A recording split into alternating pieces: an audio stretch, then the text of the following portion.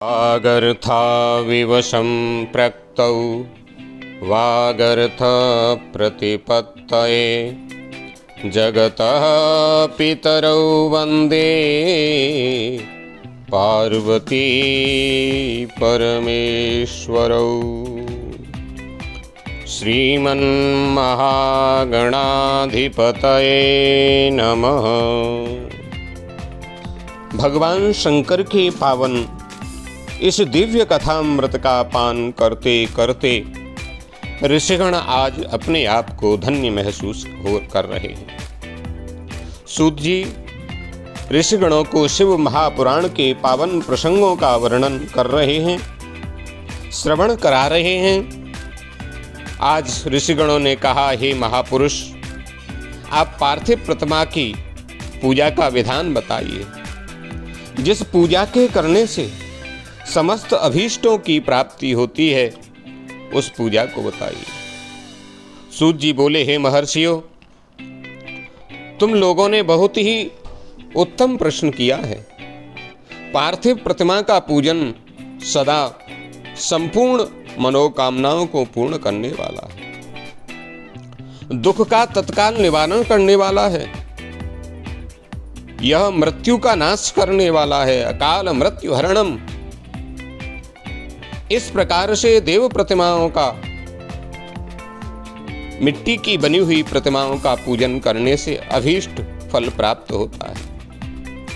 शुद्ध स्थान से मृत्तिका ग्रहण करके उस मृत्तिका से भगवान का पार्थिव शरीर बना करके और उसमें यदि हम पूजन आदि करते हैं तो सब प्रकार के मनोरथ पूर्ण होते हैं।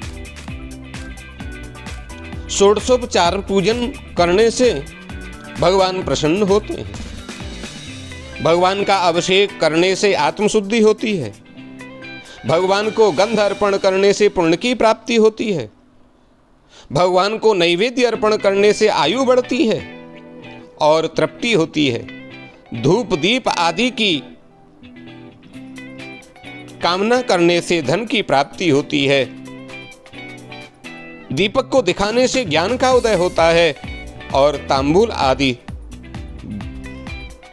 समर्पण करने से सब प्रकार का ऐश्वर्य प्राप्त होता है।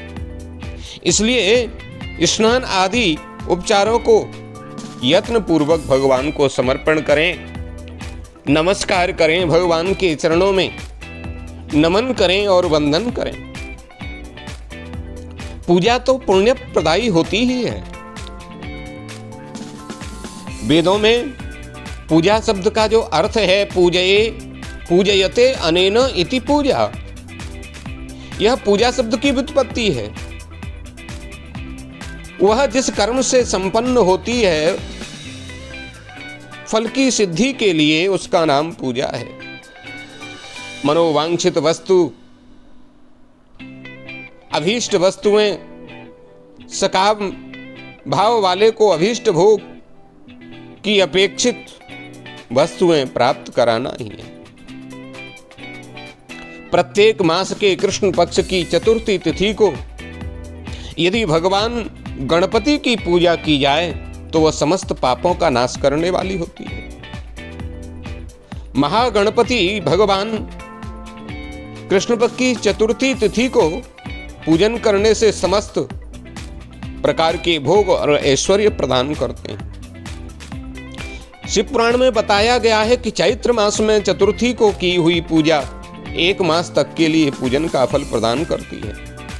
और जब सूर्य सिंह राशि पर स्थित हो उस समय तथा भाद्रपद मास की चतुर्थी को की हुई गणेश जी की पूजा को 1 वर्ष तक के लिए बताया गया है। भाद्रपद मास के चतुर्थी जो होती है, जो गणेश चतुर्थी के रूप में विख्यात होती है, वह अनंत फल प्रदायी होती है। भगवान का सहस्र नाम से अर्चन करें, 1000 दूर्वांकुर चढ़ाएं, 1000 कदली फल चढ़ाएं अथवा 1000 लड्डुओं से भगवान गणपति का समर्चन करें तो आपको अभीष्ट फल की प्राप्ति होती है। श्रावण मास में की जाने वाली श्री हरि की पूजा अभीष्ट मनोरथ और आरोग्य को प्रदान करती है। ज्येष्ठ मास और भाद्रपद मास के बुधवार को श्रवण नक्षत्र से युक्त यदि द्वादशी तिथि हो तो द्वादशी को भगवान विष्णु का यदि पूजन करेंगे तो अभीष्ट फल की प्राप्ति होती है।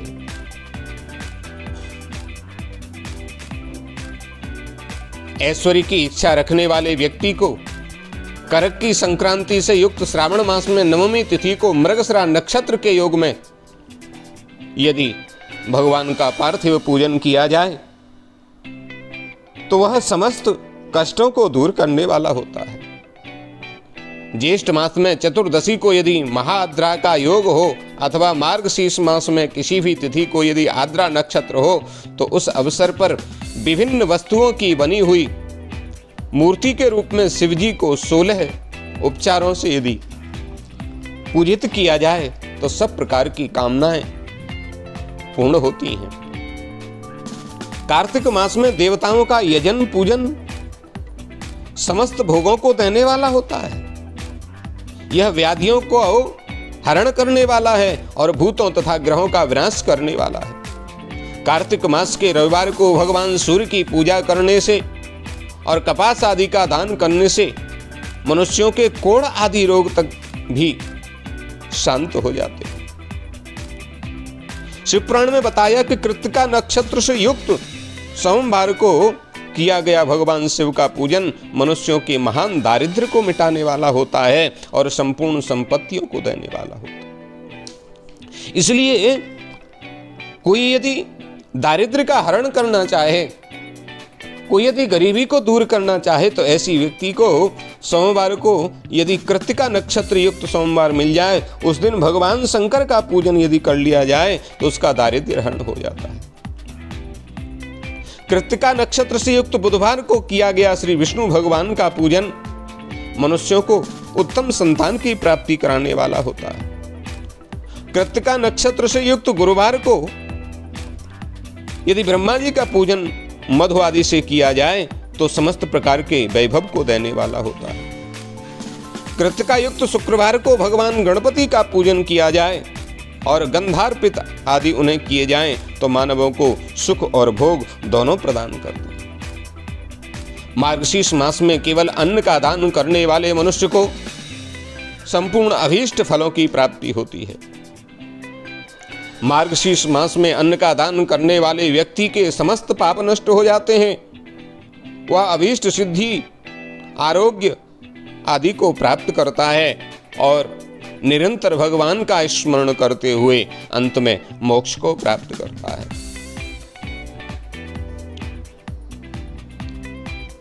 प्रणव जो है, ओंकार, यह ब्रह्म का ही स्वरूप है और पंचाक्षर मंत्र जो है वह भगवान शिव को अत्यंत प्रिय है। पंचाक्षर मंत्र का प्रयोग करते हुए भगवान शिव का यदि आप ध्यान करते हैं, चिंतन करते हैं, मनन करते हैं, पूजन करते हैं तो भगवान सांब सदाशिव आपका कल्याण अवश्य करते हैं।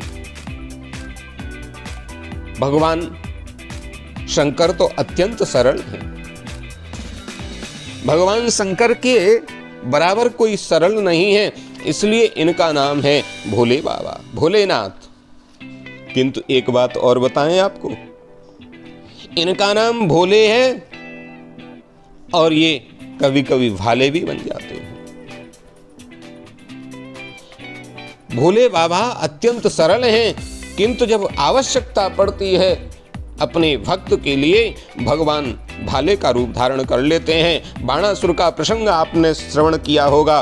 बाणासुर को बचाने के लिए भगवान शंकर स्वयं त्रिशूल लेकर के भगवान नारायण स्वरूप श्री कृष्ण से युद्ध करने के लिए और रण क्षेत्र में आ गए थे। इसलिए भगवान शंकर का पूजन बड़ा सरल है। प्रातःकाल स्नान आदि से निवृत्त होकर के एक लोटा जल लें, साथ में धूप दीप नैवेद्य बिल्वपत्र आदि यदि संभव हो तो लेकर के भगवान शंकर को जल का अभिषेक कराएं और धूप दीप नैवेद्य आदि से भगवान का पूजन करें। इस प्रकार से किए गए पूजन से भगवान शंकर जो हैं वो अत्यंत प्रसन्न होते हैं। आज ऋषियों ने कहा, सूत जी आप भगवान शंकर के लिंग की पूजा का विधान बताइए। उन्होंने कहा, देखो सर्वप्रथम स्वयंभू शिवलिंग है और फिर प्रतिष्ठित लिंग, फिर चल लिंग, इस प्रकार से शिवलिंग विद्यमान है। किंतु जो स्वयंभू शिवलिंग है उनका पूजन और यजन करने से भगवान अत्यंत प्रसन्न होते हैं।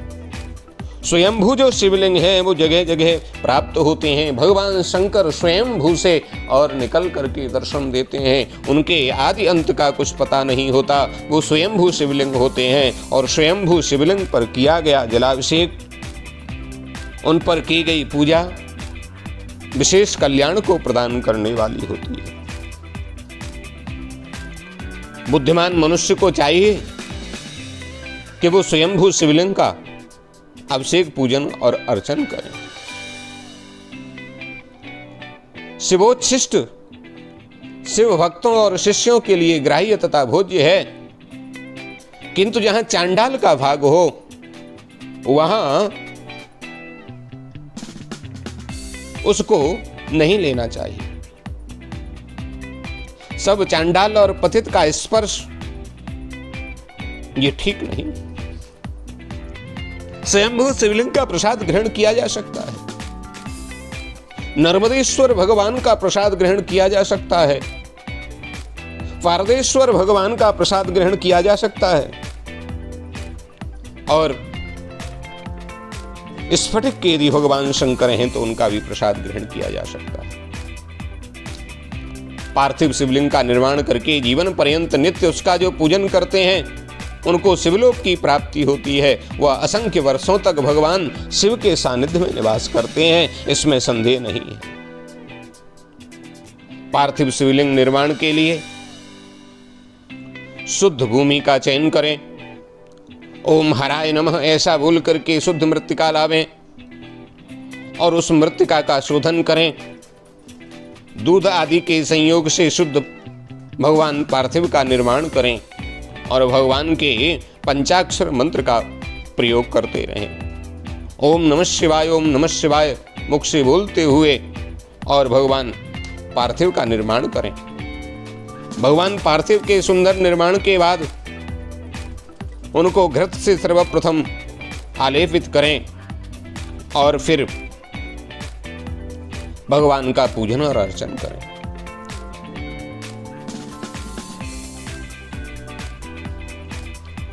भगवान समस्त कामनाओं को पूर्ण करने वाले हैं। अधिक संख्या में अर्चन तो निश्चय ही फलदायी होता है। पहले आवाहन, प्रतिष्ठा, तदनंतर सभी लिंगों का पूजन अर्चन करना चाहिए। लिंगों का आकार तो एक समान ही रखना चाहिए।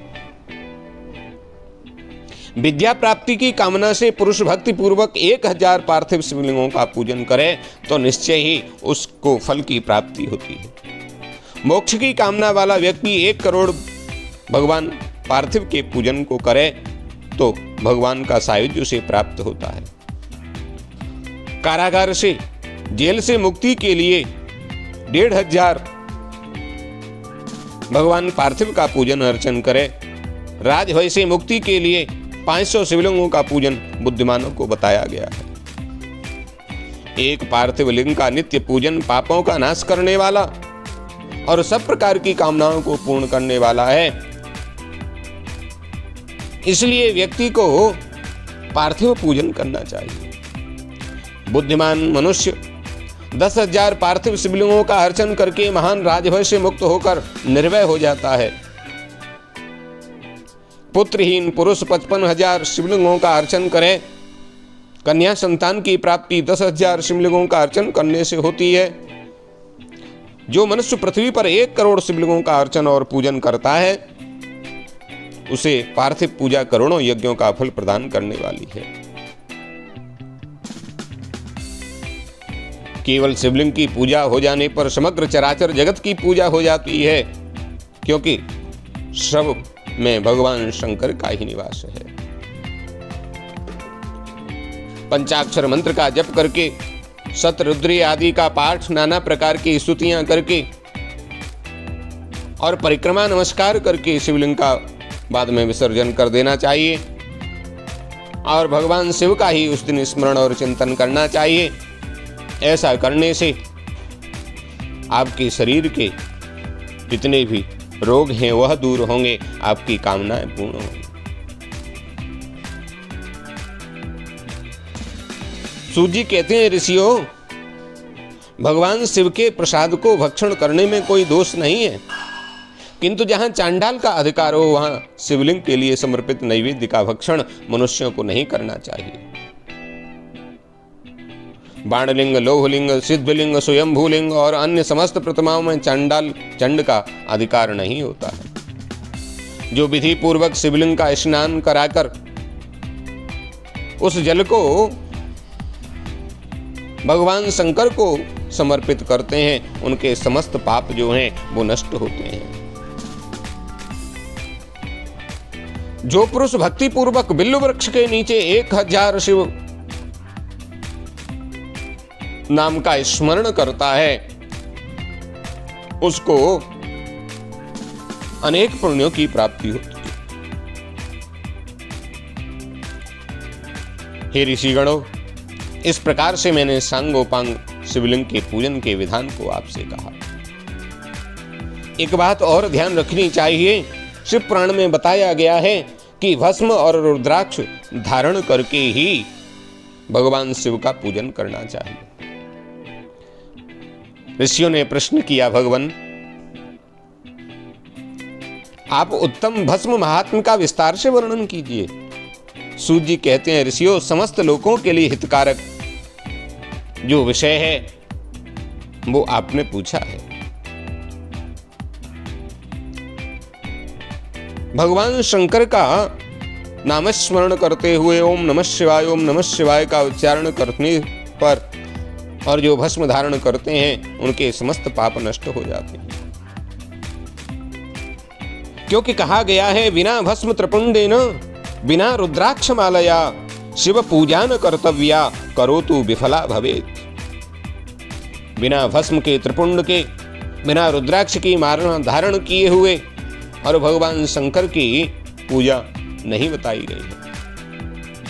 भगवान शंकर को तो चिता की भस्म का लेपन किया जाता है। चिता भस्मा लेपो गरल मसनम दिक्पट धरो जटाधारी कंठे भुजगपतिहारी पशुपति। और भगवान भस्म को धारण करते हैं, भगवान अत्यंत प्रसन्न होते हैं। इसलिए जो भस्म का त्रिपुंड धारण करके रुद्राक्ष धारण करता है वह व्यक्ति भगवान शंकर को अत्यंत प्रिय होता है। त्रयायुखम जमदग्नेः कश्यपस्य त्रयायुखम मा जद्देवे कुत्रयायुखम तन्नो अस्तु त्रयायुखम मा आदि मंत्रों से भस्म को धारण करके और भगवान शंकर के पूजन में संलग्न होना चाहिए। ऋषियों ने कहा, भगवान रुद्राक्ष धारण की क्या महिमा है तथा कितने प्रकार के रुद्राक्ष होते हैं और किस रुद्राक्ष का धारण करने से किस प्रकार के फलों की प्राप्ति होती है। सूत जी कहते हैं, ऋषियों, रुद्राक्ष जो हैं वह तो साक्षात भगवान का ही स्वरूप है। इसलिए रुद्राक्षधारी पुरुष अपने खान पान में अभक्ष्य भक्षण ना करे, लहसुन प्याज मदिरा मांस आदि का प्रयोग नहीं करे, सात्विक आचरण करे, सात्विक भोजन करे,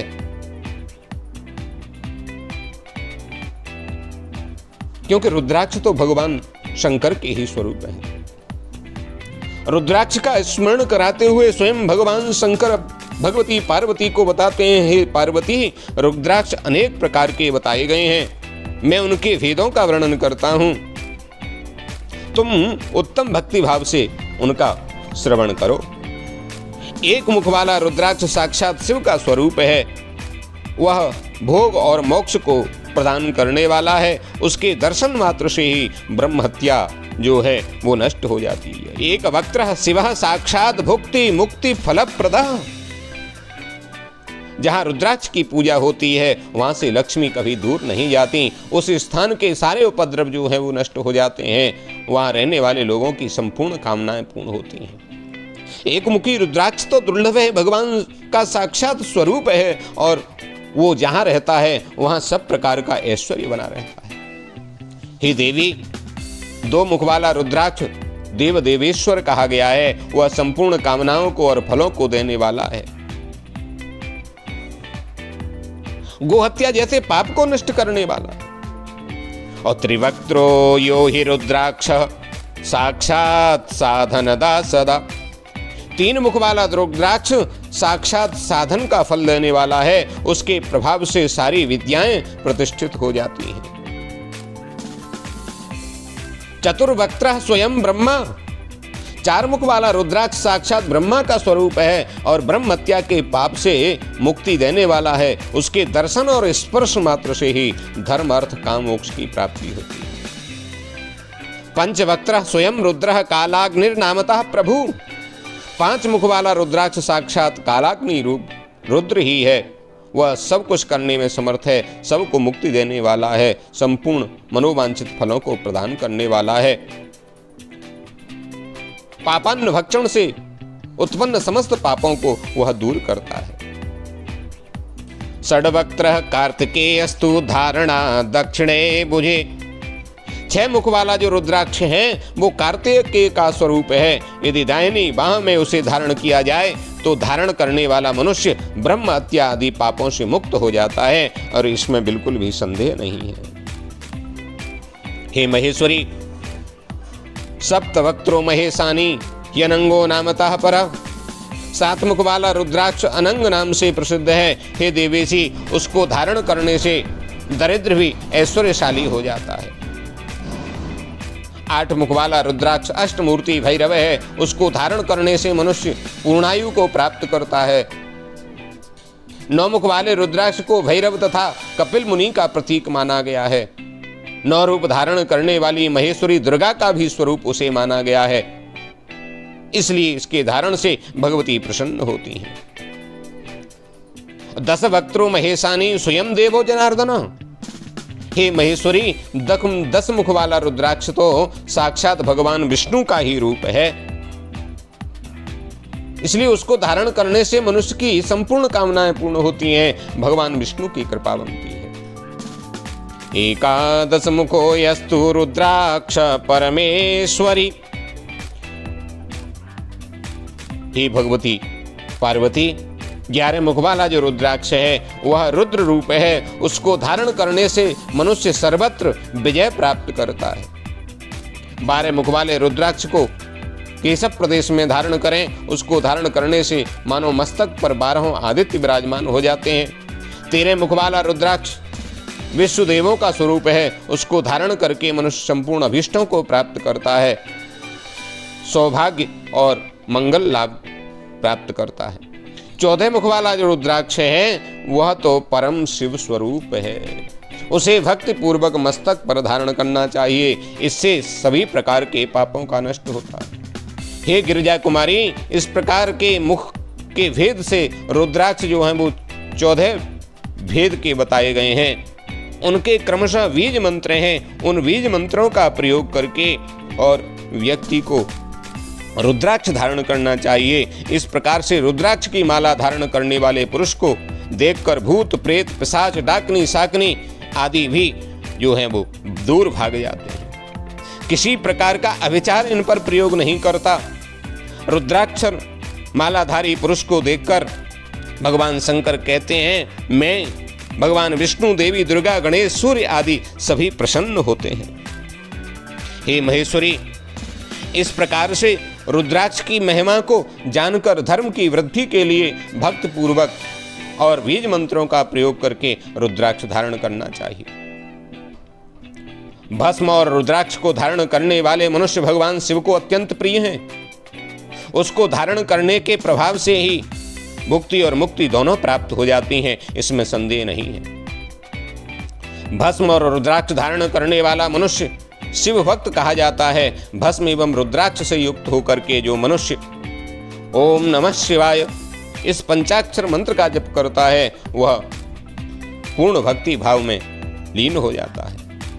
क्योंकि बिना भस्म त्रिपुंडेन, बिना रुद्राक्ष मालया, बिना भस्म का त्रिपुंड धारण किए और बिना रुद्राक्ष माला को लिए जो महादेव की पूजा करता है, उससे पूजित होने पर भी महादेव वह अभीष्ट फल प्रदान नहीं करते, उसकी मनोकामनाओं को शीघ्र पूर्ण नहीं करते। सूत जी कहते हैं, मुनीश्वरों, सभी कामनाओं को परिपूर्ण करने वाले भस्म और रुद्राक्ष के महात्म को मैंने तुम्हें श्रवण कराया। जो इस रुद्राक्ष और भस्म के महात्म को भक्ति पूर्वक सुनता है, उसकी सभी कामनाएं पूर्ण हो जाती हैं। वह पुत्र पौत्र आदि के साथ इस लोक में और सुख को भोग करके अंत में मोक्ष को प्राप्त करता है। इस प्रकार से ये प्रथम विद्वेश्वर संहिता जो है, ये विद्वेश्वर संहिता में इसका वर्णन आया है। और ये विद्वेश्वर संहिता रुद्राक्ष के महात्म को वर्णन करने के साथ ही संपूर्ण होती है। हे मुनीश्वरों, शिव की आज्ञा के अनुसार उत्तम मुक्ति देने वाली ये विद्वेश्वर संहिता मैंने आपको इसका श्रवण कराया। हर हर महादेव।